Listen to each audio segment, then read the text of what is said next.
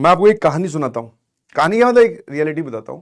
अभी आप में से बहुत सारे लोग, या in fact every one of you, चाहे वो टॉपर ही क्यों ना हो, चाहे उसका बैकलॉग ही क्यों ना हो, चाहे वो पढ़ने वाला हो या ना पढ़ने वाला हो, बट उसके मन में, जिसके भी मन में आईआईटी की थोड़ी बहुत आग है, तो वो इस वक्त क्या है, थोड़ा डिस्ट्रैक्टेड है और अपने ही कामों में उलझा हुआ है, पढ़ाई को लेकर और कुछ नहीं। मैं और अदरवाइज किसी डिस्ट्रैक्शन की बात नहीं कर रहा हूं, कि ऐसे बहुत सारी चीजें बांट रखी है भाई, समझ में? मतलब ये आप समझो कि ये तुम्हारी खोपड़ी है, ठीक है ना, टमाटर टाइप की है। अब तुमने क्या पूरा एक स्पेक्ट्रम बना रखा है,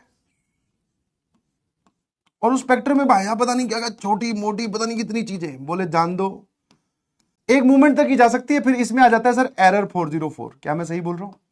बोले सर ये कहा होगा, मतलब जैसे मैथ्स की क्लास, मैथ्स के नोट्स, फिजिक्स की क्लास, फिजिक्स के नोट्स, फिजिक्स, केमिस्ट्री की क्लास, केमिस्ट्री के नोट्स, केमिस्ट्री की रिवीजन, फिजिक्स की रिवीजन, मैथ्स की रिवीजन, 11th का revision, AITS, upcoming paper, boards की टेंशन, प्री बोर्ड्स की टेंशन, सर बहुत सारी चीजें हैं। ओहो हो, ये पूरा घेरा जो है वो पूरा एकदम गोला बन जा रहा है ना? समझे कि नहीं समझे? इसको कट शॉर्ट करो यार, ऐसे काम चलेगा नहीं, समझ में आया? कट शॉर्ट कीजिए प्लीज।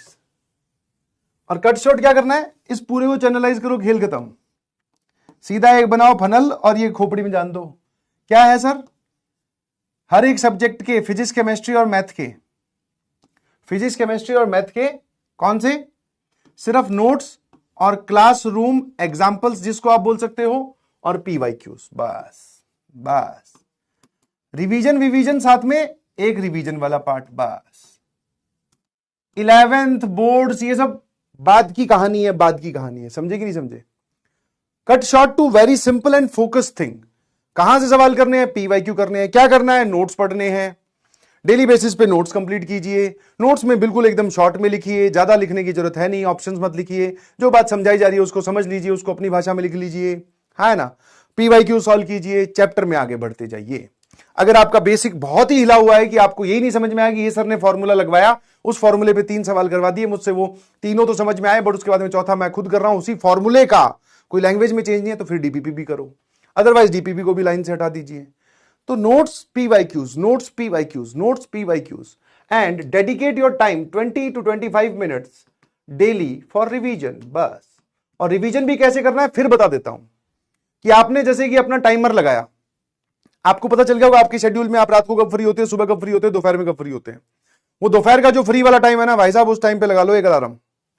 जैसे मान लो कि आप 3:30 बजे फ्री हो, मैं एग्जांपल बोल रहा हूं, ये मत बोलने लग जाना 3:30 बजे स्कूल से आते हैं, जब भी आप फ्री हो 3:30 बजे आपको अलार्म देखेगा, अच्छा रिवीजन करनी है, सब कुछ छोड़ छाड़ के, सब कुछ छोड़ छाड़ के, चाहे आप फिजिक्स का काम कर रहे हो, केमिस्ट्री का कर रहे हो, मैथ्स का कर रहे हो, PYQ सॉल्व कर रहे हो, नोट्स कंप्लीट कर रहे हो, सब छोड़ दो एकदम। बोलते हैं टोटल T = 0, सट से एकदम, जैसे होता है ना हुटर बज गया, अमिताभ बच्चन जी आगे नहीं जाते। बोले अब क्या करना है? बोले रिवीजन। जैसे ही 25 मिनट कंप्लीट हो, वापस जो पहले चल रहा था टास्क उसको फिर रिज्यूम कर दो, ठीक है? ऐसे करना है। ऐसे नहीं है कि अच्छा 3 बज गए, मैंने 3 बजे टाइम अलॉट किया था, बोले एक बार मैं नोट्स बना रहा हूं मैथ्स के, ये कंप्लीट कर लूं, उसके बाद में, वो बाद कभी आता ही नहीं है, समझ गए? तो जो भी टास्क आपका चल रहा होगा उसको रिज्यूम करो, और ऐसा आप अपने सभी टास्क के लिए करना स्टार्ट कर दो, सभी टास्क के लिए। आप देखेंगे कि आपकी एफिशिएंसी, इफेक्टिविटी सब बढ़ जाएगी। कि भाई साहब चाहे कितना ही बड़ा लेक्चर क्यों ना हो, चाहे सर ने 35 स्लाइड पढ़ाई हो, नोट्स कंप्लीशन 45 मिनट में, मतलब 45 मिनट में।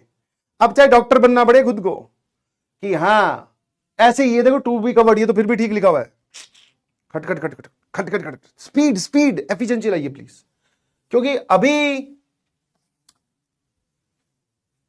आपको यही करना पड़ेगा, ठीक है? NTA का अपडेट, तो एक काम करता हूं, फिर मैं आज वाला लेक्चर कैंसिल ही कर देता हूं ना, अब NTA का अपडेट भी बताऊं। तो बेटा NTA का इतना सा अपडेट है, ओ मेरे अब ये नटखट टेस्टिंग एजेंसी बन गई है, नटखट है थोड़ी सी, यस बिल्कुल सही। और पहले क्या होता था, 20 question plus 10 integer type, 20 question objective type, इन 10 में से आपको कर, भाई इसके लिए कोई मछली ढूंढ, ये पता चला मछली ही हो, इसीलिए हाथ में नहीं आ रही है। चलिए, वायरस एंड थ्रेड प्रोटेक्शन लो या विंडो डिफेंडर समरी, अरे यार हट जा, वायरस हमारे में बहुत है। 10 इंटीजर टाइप, अब पहले इसमें से NE5 करने होते थे, अब ये जो NE5 वाली बात है ना, ये हट गई और ये 10 की जगह सिर्फ 5 हो गए बस। मतलब अब आपके पास में कोई ऑप्शन अवेलेबल नहीं है। डिफिकल्टी लेवल इससे बड़ा होगा पेपर का, बिल्कुल सही है, अच्छी बात है, पेपर डिफिकल्ट होना चाहिए, हाँ है ना, ताकि कम स्कोर पे भी बढ़िया नंबर आए। समझे कि नहीं समझे? क्लियर है? बस पैटर्न में चेंज हुआ है, कुछ पैटर्न में चेंज नहीं हुआ भाई। पैटर्न में क्या चेंज हो गया? सिलेबस में भी कोई अब तक चेंज नहीं हुआ है, और हम तो सर पूरा ही पढ़ रहे हैं, एडवांस की तैयारी कर रहे हैं भाई, मेंस की नहीं कर रहे हैं, सारा पढ़ रहे हैं। तो टेंशन किस चीज की ले रहे हो तुम लोग? मुझे ये नहीं समझ में आ रही। Standing here right in front of you. अबे ये अब क्या हो रहा है भाई? लगता है आज तो टाइम वेस्ट है। मैंने कहा किसी को बिगाड़ो तो, मैं तो सबकी मदद करने के लिए हमेशा तैयार रहता हूं। एक बार तो सलीम सर ने बोला ना कि बुधवार को रिकॉर्डेड लेक्चर अपलोड करूंगा। सच बताऊं, देखो इंसान हूं, झूठ नहीं बोलूंगा। मैंने कहा ठीक है, आप रिकॉर्डेड अपलोड करवा दो, आप वाले टाइम पे मैं क्लास ले लूंगा। फिर मैं कहा कहीं मैटर और ना बढ़ जाए, मैं कहा छोड़ो, चलो कोई बात नहीं।